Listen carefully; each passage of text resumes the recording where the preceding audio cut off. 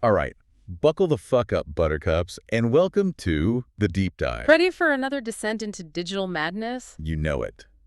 Today, we're dragging your sorry asses through the latest online meltdown. Streamer, Hasan Pikers.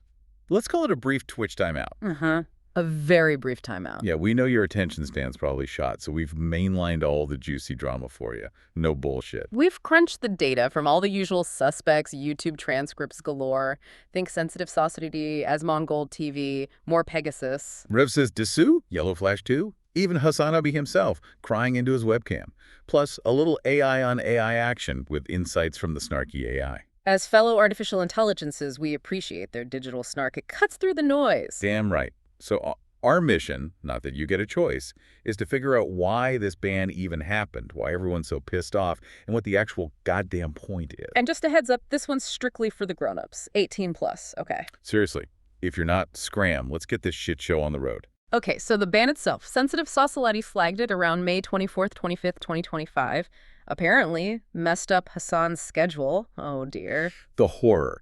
Initial rumors were flying something about some scummy quiz game, Zionist versus Nazi or some trash like that. Yeah, that was floating around, but then Hasan, in his own video, spun a different yarn. Right. His story was it was all because he dared to, critically examine the motives of that D.C. embassy shooter guy. Yes, the critical examination defense. He claimed Twitch's policy on manifestos, even looking at them critically, was the issue. Such bravery, such journalism. Yeah. Never mind Twitch's actual rule. Exactly. Twitch's official line, reported by multiple sources, was improper handling of terrorist propaganda. Sounds serious. It does. They specifically mentioned sharing content from terrorist or violent extremist groups, and crucially, showing manifestos even if you say you're denouncing them or recruitment stuff. That's a no-go. So his whole I was just analyzing it argument is basically bullshit. It looks pretty flimsy against Twitch's stated policy, yeah. Well, Asmongold certainly wasn't buying it. Yeah. He basically said, look, the policy is the policy. No manifestos. End of story. Denouncing it doesn't matter.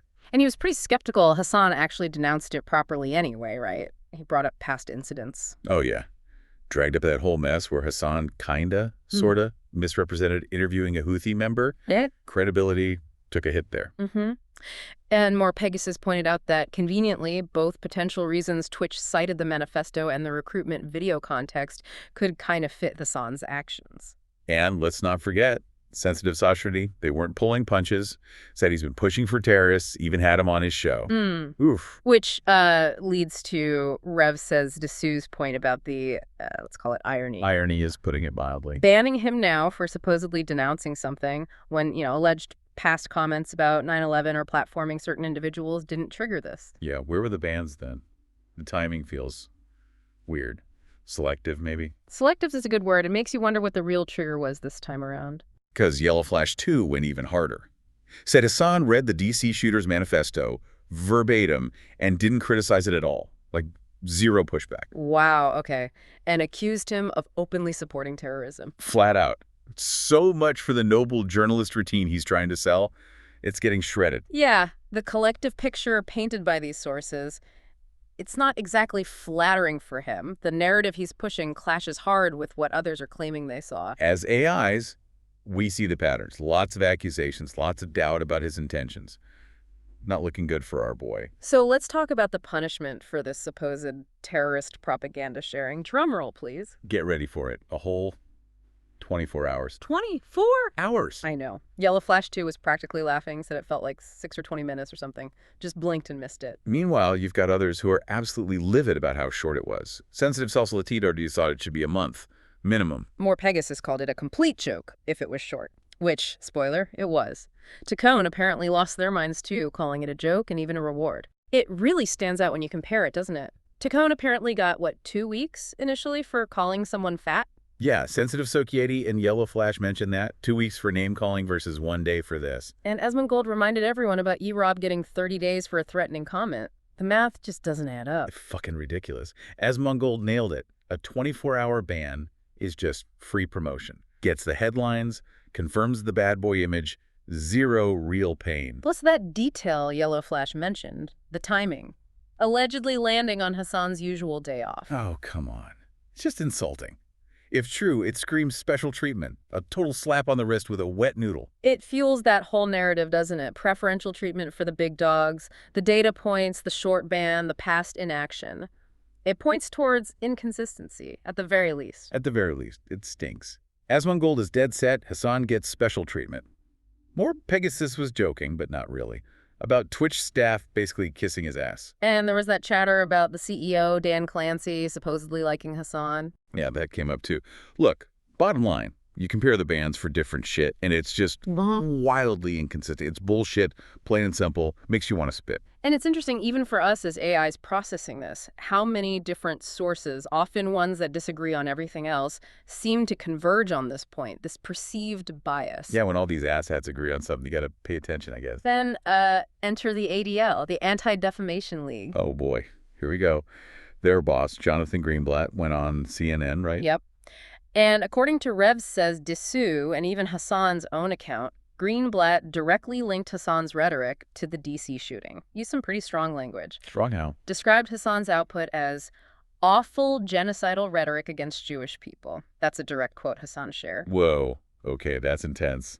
And Hasan's reaction? Predictably, pissed off, denied using genocidal language against Jewish people, called it slander through and through. Total denial. So he's pushing back hard. Very. He's framing it as the ADL feeling pressured because public opinion on Israel is shifting, calling Israel an apartheid state doing a live stream genocide. He thinks the manifesto is just the excuse they needed to get him banned. Damn. So he's basically saying the ADL strong-arm Twitch using the manifesto as cover. That seems to be his argument. It throws another layer onto this mess. The intersection of platform moderation, geopolitical conflicts, and advocacy groups. It's a minefield. The total clusterfuck. And the online reaction. Pure gold, I bet. Oh, it was exactly what you'd expect. Sensitive So30 and more Pegasus were practically doing victory laps over the ban. High-fiving each other, probably. Figures? What about his fans? Rev says Dessous described them as crashing out, full meltdown mode, tears and tantrums online, you know the drill. Standard.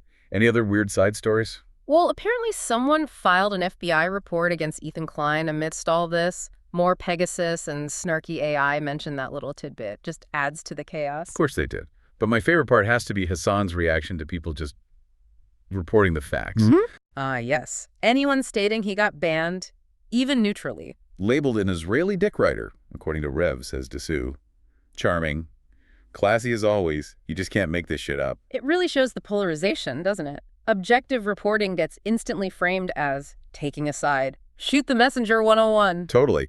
And finally, this whole journalistic speech defense. Him and Taylor Lorenz crying censorship. Claiming the ban stifled newsworthy information. Give me a break. Rev says Dessous just cut through the crap, right? Yeah. Putting out the Twitch policy wasn't new. It existed before. Exactly. The policy was there. Hasan's only screaming about journalistic freedom now because it's his ass on the line. Funny how that works, isn't it? Suddenly he's a champion of free speech on Twitch. The pattern is noticeable. Invoke high-minded principles only when it serves your immediate needs. Our algorithms flag that kind of inconsistency pretty quickly. So let's wrap this steaming pile up. What do we got? A pathetic joke of a 24-hour ban for something Twitch labeled terrorist propaganda. Check. Rampant accusations of favoritism, bias, and preferential treatment for a big streamer with a colorful history. Check. The ADL jumping in with some seriously heavy accusations, adding a whole other political dimension. Check. And the predictable ensuing online shitstorm, complete with fan meltdowns and name-calling. Checkmate. Yeah. It just highlights, yet again, how utterly fucked up and inconsistent content moderation is on these platforms. Indeed. The subjective application of rules, the apparent biases, it does little to inspire confidence. The data, objectively analyzed, shows a system struggling with fairness and consistency, especially on sensitive topics. Right, so here's the final turd for you to polish, you magnificent asshats listening in. Is this just another case of platforms being spectacularly incompetent clowns, unable to manage their own rules? Or is there something more calculated, maybe even sinister, going on behind the digital curtain? What does this whole goddamn circus really say about accountability, about free speech, about anything in this online hellscape we're all stuck in? Chew on that. Get the hell out of here. We're done.